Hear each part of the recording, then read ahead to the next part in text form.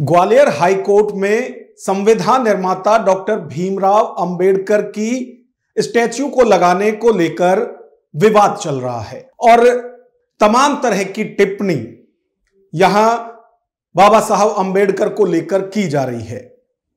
Gwalior high court के पूर्व bar association अध्यक्ष हैं, उनकी तरफ से बाबा साहब को लेकर तमाम अपमानजनक टिप्पणियां की गई हैं, जिसको लेकर न सिर्फ सियासी बवाल मचा हुआ है बल्कि जातीय संघर्ष जैसी स्थिति भी बन गई है।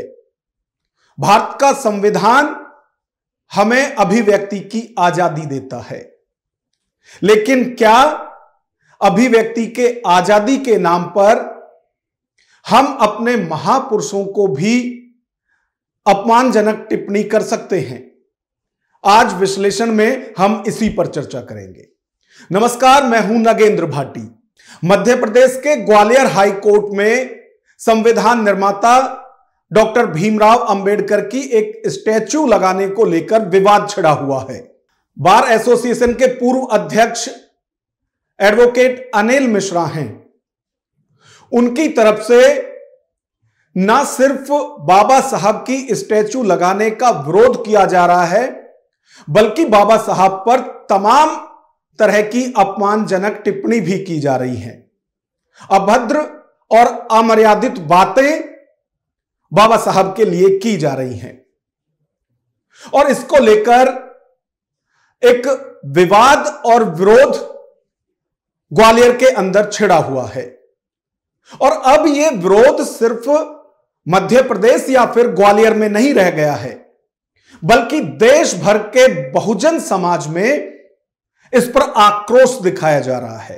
हालांकि जो एडवोकेट हैं अनिल मिश्रा, उन पर एफआईआर भी की गई है और अभी हाल ही में वो खुद एसपी दफ्तर गिरफ्तार होने के लिए गए और जब वो अपनी गिरफ्तारी देने के लिए गए तो उस वक्त भी उनकी तरफ से यह कहा गया कि वो अभी भी अपनी बातों पर अड़े हुए हैं और वो तो यहां तक भी कह रहे हैं कि बाबा साहब को बेवजह ही संविधान निर्माता कहा जाता है, वो तो संविधान के विरोधी थे।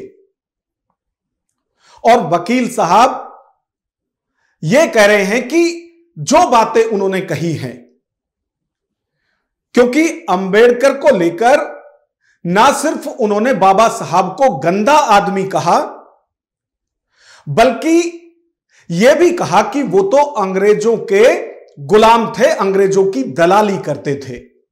और जब आक्रोश देखा गया, उन पर एफआईआर हुई, तो अब वो कह रहे हैं कि उन्होंने कुछ भी गलत नहीं कहा है और वो अपनी बातों पर अभी भी अड़े हुए हैं।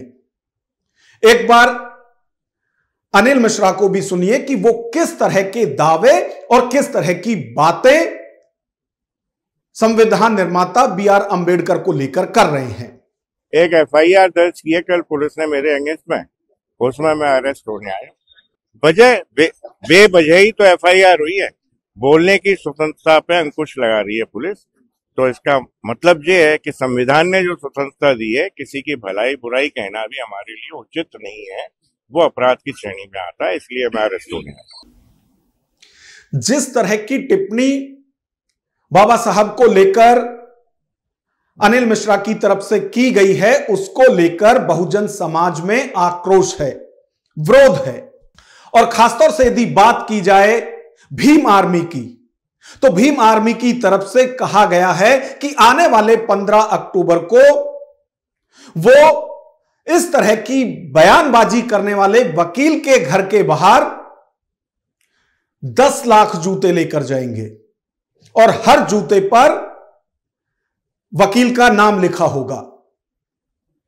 तो एक बार भीम आर्मी के जो नेता हैं, भीम आर्मी के जो लोग हैं, उनकी तरफ से क्या बात कही जा रही है वो भी आप सुनिए। जी ने आह्वान किया 1 लाख जूता ग्वालियर में लेके जाएंगे। मैं उनसे कह रहा हूं कि जी 1 लाख नहीं, हम पूरे लोग प्रदेश के 10 लाख जूता ग्वालियर ले जाने का काम करेगा। और अनिल मिश्रा जी, आपको शायद याद होगा कि पिछली बार हम लट लेके गए थे, आप पता नहीं किस जो है बिल में घुस गए थे। अब की बार आपकी खैर नहीं, हर जूते पे आपका नाम लिख के आएंगे। ये बीमारी वाले लोग हैं, तुम्हारी औकात याद दिलाने 15 अक्टूबर को तैयार हो जाओ, चलो। तो बाबा साहब अंबेडकर को लेकर जिस तरह की अमर्यादित, अपमानजनक और अभद्र टिप्पणी ग्वालियर हाई कोर्ट की बार एसोसिएशन के पूर्व अध्यक्ष की तरफ से कही गई है, और उसके बाद जिस तरह का आक्रोश देखा जा रहा है, खास तौर से ग्वालियर की भी यदि बात करें तो वहां पर बहुजन समाज पार्टी और भीम आर्मी की तरफ से लगातार विरोध किया जा रहा है। सड़कों पर आक्रोश लगातार दिखाई दे रहा है। यहां तक कि जो आरोपी वकील है उसकी ना सिर्फ शव यात्रा निकाली जा रही है, बल्कि तमाम तरह का जो विरोध है वो किया जा रहा है और चुनौती दी जा रही है कि आने वाले 15 अक्टूबर को वकील का स्वागत लाखों जूतों से किया जाएगा। अब इसको लेकर भी जिस वकील की तरफ से यह टिप्पणी की गई थी, वो कह रहे हैं कि वो भी चुनौती दे रहे हैं कि आइए, आप आके तो दिखाइए मेरे घर के पास। तो वकील साहब की चुनौती भी इस पर सुनिए। मैं तो कहता हूं पूरे हिंदुस्तान में हो। हाँ, मैं अपनी बात पर अडिग रहूंगा, अंबेडकर के विरोध में रहूंगा। मैं कभी भी ये नहीं कहूंगा कि कोई मैंने गलती की है। नहीं, कहीं से दूर दूर तक कोई अपराध नहीं बनता, क्योंकि ये मेरे बोलने की वैचारिक स्वतंत्रता का हनन है, इसलिए कोई अपराध नहीं बनता। अगर हम किसी प्रधानमंत्री या मुख्यमंत्री या किसी महान पुरुष के विरुद्ध टिप्पणी करें तो उसमें अपराध की श्रेणी में कहाँ आता है? हमें करने की स्वतंत्रता है।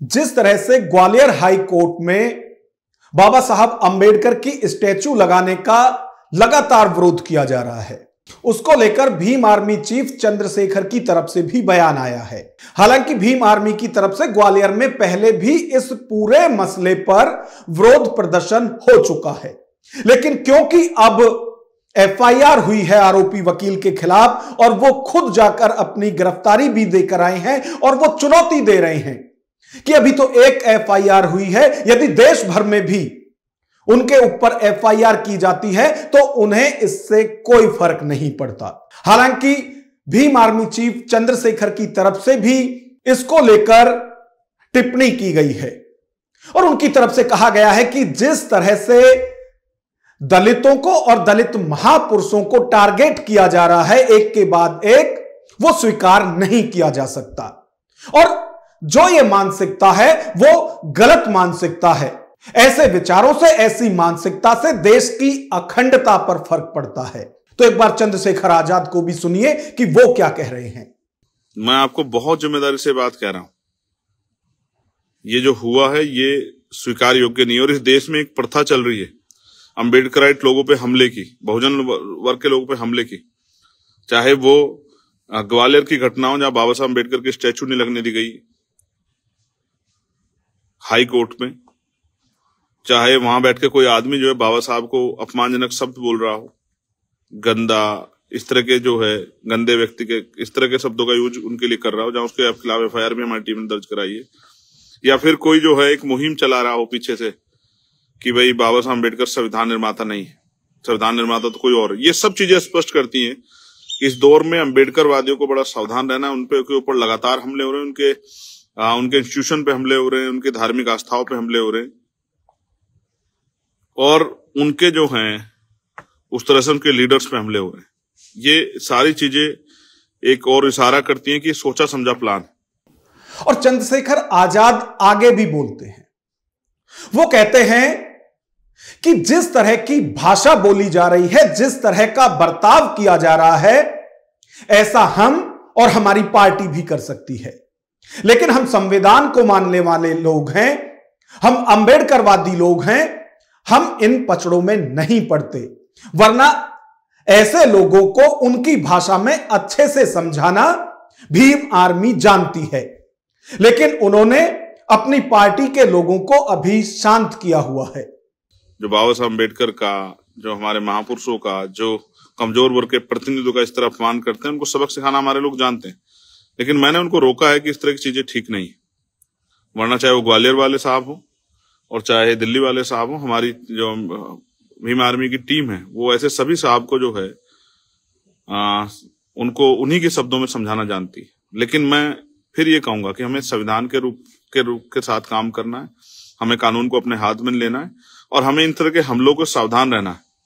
हालांकि चंद्रशेखर आजाद बार बार ये कह रहे हैं कि उन्होंने अपनी पार्टी के लोगों को, नेताओं को समझाया हुआ है कि वो इन सब चीजों से आक्रोशित ना हो, लेकिन इसके बावजूद भी भीम आर्मी के नेताओं की तरफ से 15 अक्टूबर की तारीख तय की गई है जिसमें आरोपी वकील के घर लाखों की तादाद में जूते पहुंचाए जाएंगे। यह भी विरोध का एक तरीका है। हालांकि जैसा हम पहले भी बता चुके हैं कि तमाम तरह से जो विरोध प्रदर्शन है वो किया जा रहा है इस तरह के बयानों का। जो वकील साहब हैं उनके खिलाफ सड़कों पर आक्रोश भी दिखाई दे रहा है, और ना सिर्फ भीम आर्मी का बल्कि बहुजन समाज पार्टी की तरफ से भी विरोध प्रदर्शन किया जा रहा है। जो आरोपी वकील हैं उनकी शव यात्रा भी निकाली जा रही है, और भीम आर्मी की तरफ से तो 15 अक्टूबर के लिए चुनौती भी दी गई है कि लाखों की तादाद में जूते उनके घर पहुंचाए जाएंगे। हालांकि इन सब चीजों से इस तरह के जो मुद्दे होते हैं वो और आक्रोशित होते हैं, उन्हें और खाद पानी का काम मिलता है।